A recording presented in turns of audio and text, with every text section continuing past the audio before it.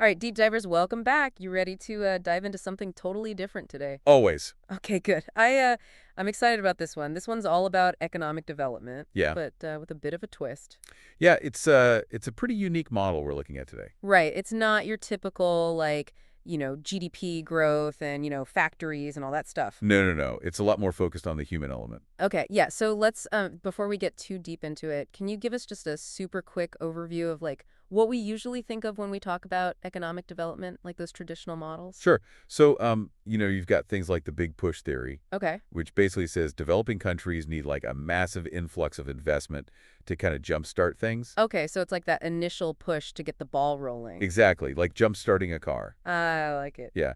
And then you've got modernization theory, which argues that all countries should follow the same path to development Okay. and eventually become like consumer-driven societies. Okay, so these models are all about material progress, Yeah, pretty much. right? Like increasing wealth and consumption and all that. Exactly. But I'm sensing a but coming here. Well, yeah, the problem is that these models sometimes miss the mark when it comes to like the human element. Okay. Like what about things like social justice and environmental sustainability Right. or even just like personal fulfillment? It's like focusing on building a bigger house without thinking about who's going to live in it. Exactly. That's a great analogy. Yeah. Um, and that's where the Hizmet model comes in and kind of flips the script Okay. and says that development should be about like cultivating human potential Okay. and fostering values that lead to a more just and equitable world. All right. I am intrigued. It's really interesting stuff. So where does this model come from? It's based on the teachings of Fethullah Gülen. He's a Turkish Islamic scholar. Okay. But before you think this is going to be a theology lesson, That's kind of where my mind was it's going. much broader than that. Okay, good. It draws on those teachings, Okay. but really focuses on universal human values that resonate across cultures and religions. Right. I like that. Yeah. So what are some of those core values? Well, a really central one is this idea of developing what they call internal core human abilities. Okay. Gulen actually connected this back to the definition of the word development, Mm, which means to unfold or to reveal potential. I like that. It's not just about building things or accumulating wealth. Yeah. It's about nurturing the potential that exists within each person. Okay, so how does that actually happen? How do you develop these internal abilities? They believe it happens through education, but not just any kind of education. Okay. We're talking about an approach that fosters things like critical thinking, Yeah. ethical decision-making, Okay. and a strong sense of social responsibility. So it's about giving people the tools to become active and engaged citizens? Exactly. Okay, I like that. And this emphasis on education is really reflected in the Hizmet movement's work around the world. They've established thousands of schools, Wow. tutoring centers, universities in over 160 countries. Okay, so they're putting their money where their mouth is. Exactly. Yeah. It's not just theory, it's about making a real difference. Okay, so let's dig into how they actually put this model into practice. Do they have a step-by-step plan or something? They do. They outline 9 key components that all work together Okay. to create what they call a virtuous cycle of development. Okay, lay it on me, component number 1. All right, so the first and maybe most important one is the development of those internal core human abilities that we were just talking about. Okay, It's really the foundation for everything else. so you got to start with the individual. Yeah, you got to cultivate those qualities that allow people to thrive and contribute to society. Makes sense. Okay, what's next? So the second component is organizational dedication. Okay. It's the idea that people come together, Yeah. driven by a shared purpose and a commitment to working towards a common goal. So you need people who are actually going to put these ideas into action. Absolutely. All right, so you've got the individual and then you need the group. Right. And the Hizmet movement actually has a really interesting way of mobilizing these individuals. Okay, I'm listening. It's a concept called Himmet, which is a little hard to translate directly. Okay. But it basically means like offering amicable help Okay. for the sake of a higher purpose. So it's about going above and beyond just volunteering or donating money. Exactly. It's about a deeper sense of service. Okay, I'm starting to see how this model is different. Yeah, it's pretty unique. Okay, so what are the next steps in this plan?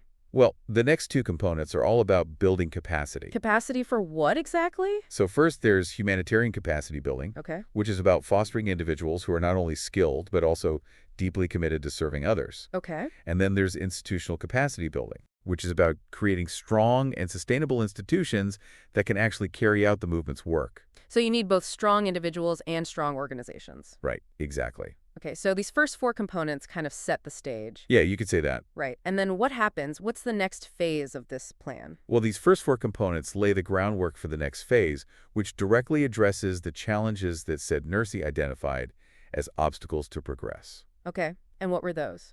He saw ignorance, poverty, and conflict as the three major roadblocks to a just and flourishing society. Makes sense. I can see how those would all be interconnected. Exactly. Each one kind of feeds into the others. Okay, so how does the Hizmet model actually tackle those challenges? Well, they address each one head on. Okay, so let's start with ignorance. How do they fight that? It all goes back to that emphasis on education. Right. They believe that knowledge is power, and that by equipping people with critical thinking skills Yeah. and a broad understanding of the world, you can empower them to create positive change. So it's not just about basic literacy, it's about fostering a love of learning. Exactly. Okay. And this fight against ignorance goes beyond formal education, too. Mm.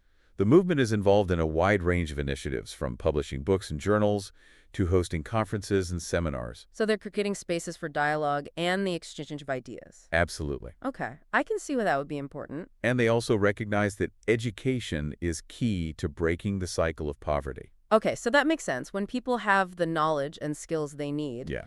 they're more likely to find decent work and contribute to the economy. Exactly. But the Hizmet model's approach to poverty alleviation goes beyond just job training. Okay. They focus on creating opportunities for entrepreneurship and providing access to things like healthcare, housing, and other essential services. So it's about addressing the root causes of poverty. Precisely. Okay, that makes a lot of sense. It's a multi-pronged approach. Right.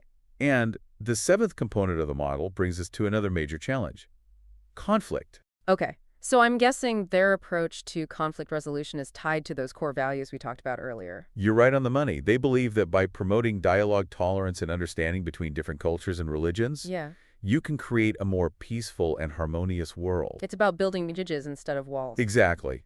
And they've been actively involved in peace-building initiatives all over the world, Okay. working to bridge divides and foster understanding between different communities. That's pretty remarkable. It is. It's really inspiring to see how this model addresses these huge challenges Yeah. that the world is facing.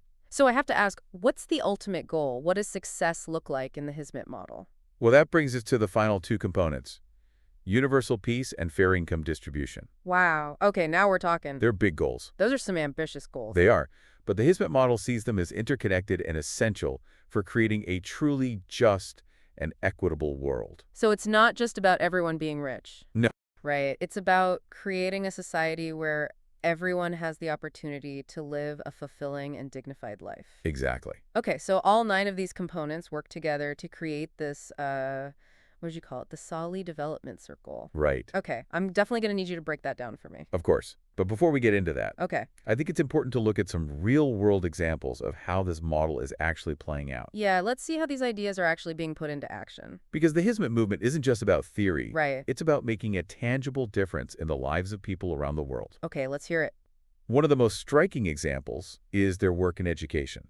They've built schools in some of the most underserved communities, Wow. providing access to quality education for children who might not have had that opportunity otherwise. So they're not just like picking the easy places to build schools? No, they're going to where the need is greatest. Okay, that's impressive. Yeah. And these aren't just any schools. I mean, they often become like hubs for social and economic development in their communities, offering everything from vocational training to healthcare services. So it's like they're creating these little ecosystems of opportunity. Precisely. It's about empowering those communities to create a better future for themselves. And I'm guessing this all ties back to that idea of Hizmet. Absolutely. People are driven by that shared commitment to make a difference, so they contribute what they can to support these schools and programs. Okay, so it's like a ripple effect. Yeah. Each act of Hizmet creates more opportunities for others. I like that. And it's not just limited to education, right? Right. They've also made a big impact in areas like interfaith dialogue and humanitarian aid. Oh, yeah. Tell me more about that, especially the interfaith dialogue part. I mean, that seems so relevant in today's world. Absolutely. They believe that fostering understanding and respect between different faiths is crucial for building a more peaceful world. So they've organized tons of conferences, workshops, even cultural exchanges to promote interfaith harmony. Wow, that takes a lot of courage It does. and dedication to build those kinds of bridges. Yeah. But it speaks to their belief in the inherent goodness of humanity. Okay. regardless of your faith or background. I like that they see differences as opportunities for learning and growth. Exactly. It's kind of refreshing, It in a is. world that often feels so divided. Yeah.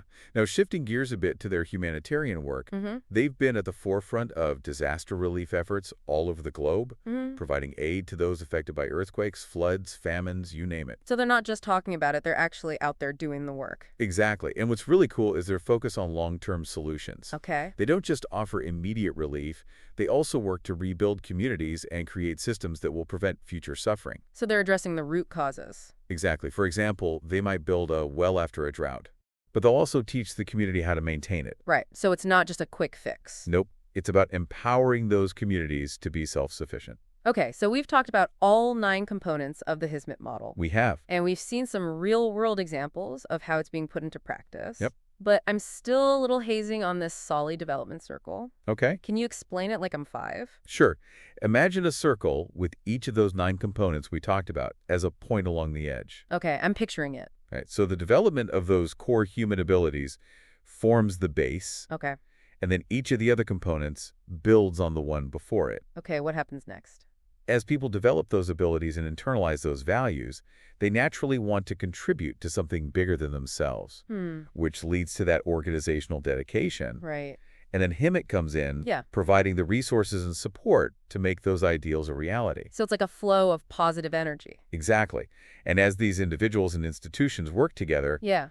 they create a more just and equitable society, which then reinforces those core values Right. and strengthens the whole cycle. So it's like a positive feedback loop. It's a virtuous cycle. And how does this compare to like traditional models of development? It's a stark contrast. In traditional models, you often see these vicious cycles Okay. where greed and short-sightedness just lead to more inequality and suffering. But the Solly development circle is different. Right. It's about creating a system where good deeds and positive change create more of the same. Wow, this is really making me think differently about how progress actually happens. It is a pretty radical idea. It's not just about economic growth. No. It's about a fundamental shift in our values and priorities. Exactly. But I'm curious, how does this model hold up under scrutiny? Okay. Are there criticisms or challenges that we should consider? Yeah, definitely. It's important to acknowledge that the Hizmet model isn't without its critics. Okay. Some argue that its close ties to Islam Yeah, make it hard to apply in secular contexts.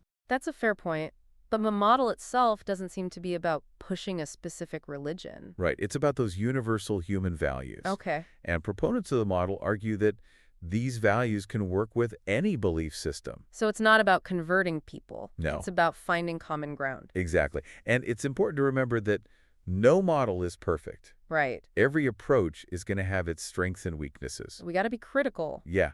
And figure out what works best in different situations. That's a good point. We should always be questioning our assumptions and trying to learn more. Absolutely. And I think the Hizmet model has a lot to offer to this conversation Yeah, about how we create a more just and equitable world. I agree. It's definitely a fresh perspective. It is. It makes us rethink what progress really means. Yeah. But before we move on, I have one more question. How does this movement actually sustain itself? Okay. We've talked about Himayat, but is that enough to support such a huge global network? It's a key part of it, but there's more to it than that. Okay. One factor is their strong emphasis on education. Okay. By nurturing future generations who share those values, they're ensuring continuity. Yeah, it's about passing the torch. Exactly. And they also put a lot of emphasis on institutional development. They're not just focused on short-term projects. They're building organizations that can last for years to come. So it's about creating a solid foundation. Exactly. But beyond the organizational stuff, there's also a big focus on personal development and spiritual growth. So it's not just about changing the world out there, but also about changing yourself from within. Precisely. And that inner transformation fuels their dedication and commitment. Okay. It's like a fire that keeps them going. Yeah, but you also have to think about the movement's relationship with governments and political systems. Right, or you're operating all over the world in all kinds of different contexts. Exactly. And they've always stressed that they're independent from any political party or ideology. Okay, so they're not trying to take over or force their views on anyone. Nope. They believe in working within the system to promote dialogue, tolerance, and education. Which can be tricky, I imagine. It can. especially in places where those values aren't widely embraced. Yeah, and I know they've faced some pretty serious challenges in recent years They have. with crackdowns and persecution in some countries. It's a complicated situation, It is. but even with those challenges, the movement keeps adapting and finding new ways to promote its message. That's resilience. Yeah, it's a reminder that creating a more just and equitable world is a long and often difficult process. But it's a process worth fighting for. Exactly. And the Hizmet model gives us some ideas about how to do that I think so. with compassion, integrity, and a real sense of purpose. And speaking of purpose, we haven't even touched on the movement's amazing humanitarian work. Oh, yeah, we got so caught up in the theory that we almost forgot about the real-world impacts. Well, that's what this deep dive is all about. Right. Exploring both the ideas and the actions. So let's get into the nitty-gritty of their humanitarian efforts. Let's do it. From disaster relief to poverty alleviation, they've made a huge difference in the lives of people all over the world. Okay, so we've talked about how the Hizmet movement is involved in humanitarian aid.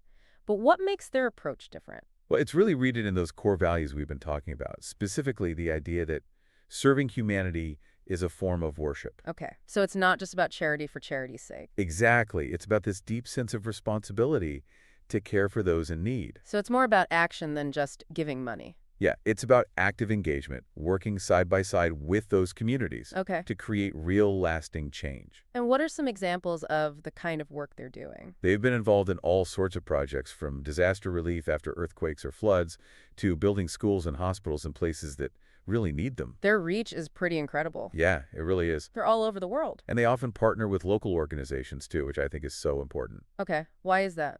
Well, it's not about coming in and telling people what they need.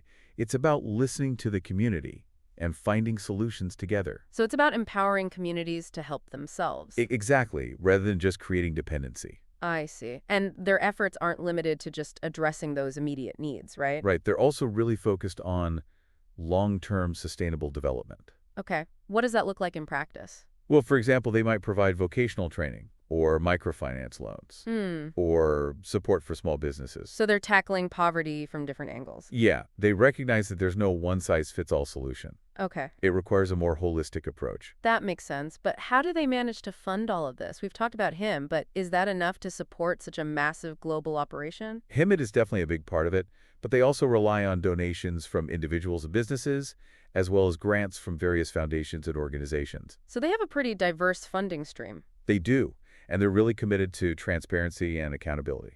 They have strong financial controls, Yeah. and they publish reports so everyone can see exactly where the money's going. That's good to hear. It builds trust. Right? You know, it's been really interesting diving into this model. It challenges a lot of our assumptions about how the world works. Yeah, I agree. We're so used to thinking about things in terms of competition and self-interest. It's like the default setting for so many of us. But the Hizmet model offers this alternative. Okay. It prioritizes things like cooperation, compassion, and working for the common good. And that message seems even more important now with all the polarization and division we see in the world. Absolutely. So much of the news is focused on what divides us. Yeah.